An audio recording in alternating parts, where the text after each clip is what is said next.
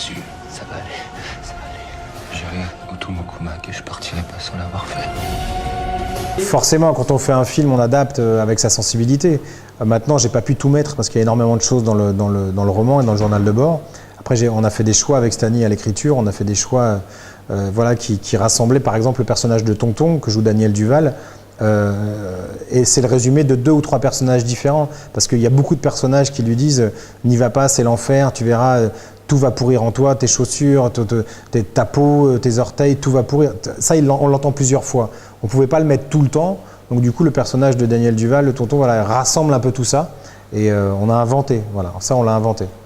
Les gendarmes aussi sont alors oui, intéressants. alors le gendarme bourreau par contre lui il a vraiment existé et il l'a vraiment rencontré, il l'a vraiment hébergé comme on le voit dans le film, donc lui il a vraiment existé, ouais, le gendarme bourreau. Parce qu'en même temps il le dissuade pas, alors qu'il sait quand même ce que c'est que il sait, mais en même temps il doit en récupérer des types comme ça qui complètement. sont vivants ou pas du tout. Mais il le trouve, déjà il le trouve sympathique, il le trouve un peu fou mais dans le bon sens du terme, avec cette folie douce.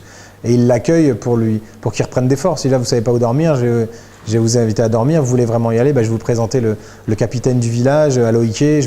Il le met en connexion avec tout le monde. Donc, il fait... non, ça part toujours de quelqu'un de généreux qui a envie de lui rendre service. Après, il n'imagine pas qu'il va finir tout seul. Ça, c'est sûr. Alors, ça peut être aussi un chemin de croix. Oui. Qui finit d'ailleurs par une crucifixion. Ça, c'est vous qui l'avez rajouté quand il parle dans le film. Oui, enfin, il est écrit qu'il allait se laisser dériver. Moi, je tenais énormément à cette image de fin christique, voilà, parce que je voulais vraiment que la forêt et la nature reprennent ses droits et bien montrer par ce plan qu'on est, en tant qu'homme ou femme, ridicule dans cet environnement et qu'on est ridicule sur Terre, même tout simplement, quoi. On se donne beaucoup d'importance pour pas grand-chose. Et la forêt, c'était une bonne référence et un bon contraste à mettre en place. Voilà, c'est aussi l'immensité de la nature par rapport à nous, et que Dame Nature reprenait ses droits, et que lui, par contre, il avait ce côté christique, et cette élévation de l'esprit aussi, c'était important pour moi, de montrer qu'on n'est pas qu'un corps, et qu'on est aussi un esprit, et qu'il n'y a pas que le charnel, et qu'après il se passe autre chose, on y croit, on n'y croit pas, mais il y a cette élévation qui pour moi était importante. À la fin, d'ailleurs, c'est très joli au traitement, cette image, même avant qu'il aille dans le fleuve, avec son petit kangourou. Ouais, d'époque. Tout à fait, tout à fait. Facile à voir.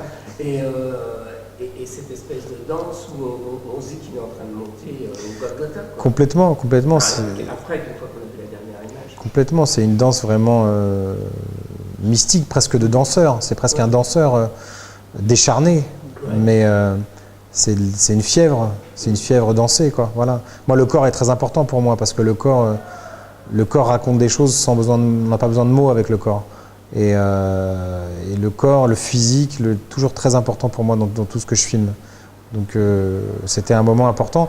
Pour vous donner l'histoire de cette séquence, elle n'était pas écrite dans le scénario. Cette séquence, elle n'a jamais été écrite. Et Stani était en train de s'échauffer. Toute l'équipe faisait autre chose, préparait la séquence d'après. Et quand je l'ai vu faire, j'ai vu un animal. Et j'ai dit à Rudy, j'ai fait un coup d'œil à Rudy, je lui ai dit tourne. Tourne. Il m'a regardé, il a compris tout de suite, il a appuyé sur on, il a mis la caméra et au bout de 30 secondes, l'équipe s'est rendu compte qu'on tournait, personne ne se rendait compte. L'ingénieur du son, Lionel, il m'a regardé comme ça, et je lui ai dit t'inquiète pas, ce sera de la musique, je sais comment ça va être monté. Et il m'a regardé comme ça et tout le monde petit à petit s'est rendu compte qu'on était en train de tourner. Stani ne se rendait pas compte qu'il était filmé. Et à un moment donné, il a commencé à s'en rendre compte. Mais tout le début, il ne s'est pas rendu compte. Et c'est en ça que cette séquence était magique. Elle est magique. Elle est magique, voilà, ça c'est un moment magique d'un tournage de film. Elle ramène le côté chamanique complètement. À l'initiation par le peyote, par cette femme, l'Obia, l'initiation à l'Obia, tout à fait, par Andelma, exactement. J'irai au Tomokumak et je partirai pas sans l'avoir fait. Car tu l'as laissé partir. C'est à toi de le ramener. C'est dit que vous allez le transformer en jaguar. Vous savez, il y a toujours c'est l'animal qu'on choisit parce que c'est le plus noble. Tout à fait. Ça peut être n'importe un singe, ça peut être n'importe un caïman. Son animal totem, quoi. Tout à fait, tout à fait. Pourquoi pas l'avoir fait? Parce que pour moi, quand il rampe, il devient un rampant. Quand on le voit ramper dans le film et qu'il voit les guêpes, les mouches-feux, c'est déjà un rampant, ça peut être un serpent. À un autre moment, quand il est à quatre pattes, ça peut être un agouti, un maï pourri. Quand il se met à regarder les abeilles, ça peut être un oiseau, un rat ou un hoko. Il y a plein de moments. Pour moi, je voulais qu'il touche un peu tout. Je voulais pas que ce soit forcément un totem. Voilà, qu'il soit toute la forêt et qu'il redevienne animal. Qu'on comprenne qu'à un moment donné, il redevient animal et qu'il se comporte comme un animal, comme différents animaux, mais il se comporte de la même manière. Quand il flotte à la fin, ça peut être un poisson. Voilà, c'est quelque chose tout à coup de... Il s'habitue à son environnement. L'humain est obligé de faire corps avec l'environnement dans lequel il est. Voilà. Et ça vaut quand on est à Paris avec des feux rouges, des passages floutés, ou dans une grande ville, ou un métro, ou des bus, ou des motos. C'est pareil. On mettrait un Amérindien dans Paris, il s'en sortirait pas mieux que nous en forêt amazonienne. Voilà. C'est aussi dangereux, je pense d'ailleurs, pour lui. Ouais. C'est la boucle aussi qui est bouclée. C'est la boucle qui est bouclée. Pour moi, c'est le plan le plus important du film qu'on a refait le plus de fois, le plan final sur l'eau. Mais oui, c'est boucler la boucle et c'est laisser ouvert aussi les choses. C'est laisser cette histoire ouverte, quoi. Et quand j'ai bouclé la boucle, ça retourne à la nature. Ah, complètement. Pardon, oui, tout à fait. Il retourne à la nature et on reprend de... On reprend à zéro. Par Complètement. le père, d'ailleurs. Complètement. Qui rouvre la route. Complètement. Complètement. Ah, ouais. Et qui rouvre la route pour d'autres. Complètement. Complètement. Ça, c'était pensé de vous. Ça, c'était pensé, totalement. Quand je le vois, quand je le fais sabrer, lui, dans le sol, et que son père sabre après, en parallèle, juste le plan d'après, c'est pour bien montrer qu'il est en train de prendre le relais. Et que voilà, et qu'on est en train de passer le témoin qui est ce sabre, d'ailleurs.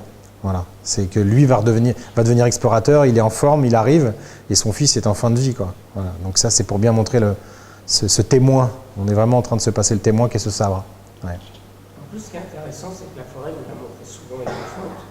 Il n'y a que quand on est sur le fleuve, et encore, pas toujours, parce que parfois on la voit aussi étouffante, où on la voit en large, et uniquement sur la fin quand on le recherche. Complètement. Où on la voit dans sa globalité. Complètement. Sinon, elle est toujours très serrée. sur l'individu. Très serré parce que c'est le sentiment qu'on a quand on est en forêt. À un moment donné, ça devient très anxiogène, très oppressant, très étouffant.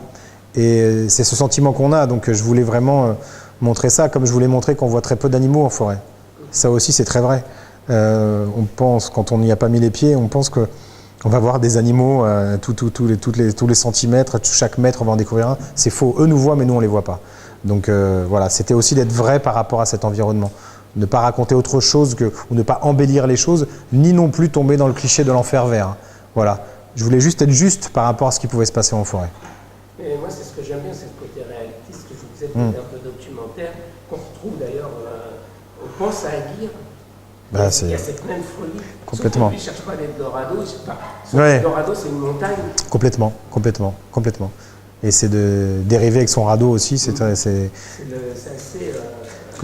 Moi, c'est des films qui me touchent, hein, c'est des personnages qui me touchent et qui m'embarquent avec eux dans des histoires. Voilà, j'aime ça. Donc oui, c'est les films d'Herzog, j'adore. Les documentaires d'Herzog, j'adore. Quand vous voyez Grizzly Man, c'est un documentaire extraordinaire. Donc voilà, c'est des choses qui, moi, me touchent. C'est ce qui vous a nourri en tant que cinéaste où il y a, je sais pas... moi, les films, oui. Des gens comme ça. Besson, on en reparlera. Non, ouais, non, c'est différent. Mais disons que moi, ce qui m'a... C'est vrai que les films... Par exemple, oui, qui ont fait un très beau film apparemment, que je n'ai pas encore vu, mais je vais voir avec plaisir. Il y a un peu de la même chose. Ils sont très poétiques dans leur cinéma. Ouais. Il y a beaucoup de poésie. Moi, j'aime beaucoup leur poésie. Et ils sont assez rares. Elle est trash, mais elle est poétique quand même. Et du coup, ils peuvent tout dire et tout montrer. Moi, j'aime beaucoup leur univers. Ouais, comme vous le disiez, elle est plus Rimbaud. Oui, elle est plus rimbaldienne, peut-être. Oui, puis suicidaire un peu quand même. Donc Rimbaud, c'est un peu ça aussi quand même, cette histoire de jambes.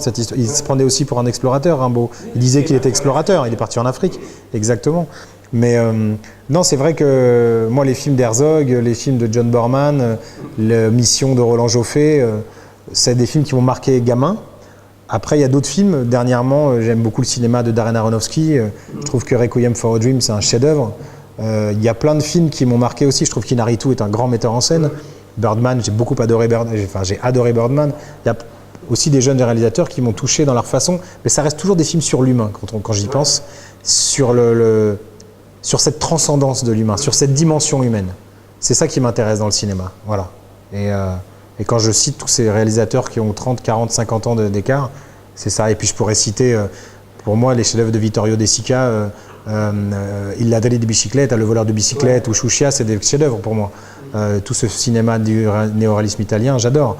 Eisenstein, j'adore. Voilà. Mais il y a différentes époques, mais c'est toujours sur l'humain. C'est toujours des choses où la famille aussi est importante d'ailleurs. Voilà.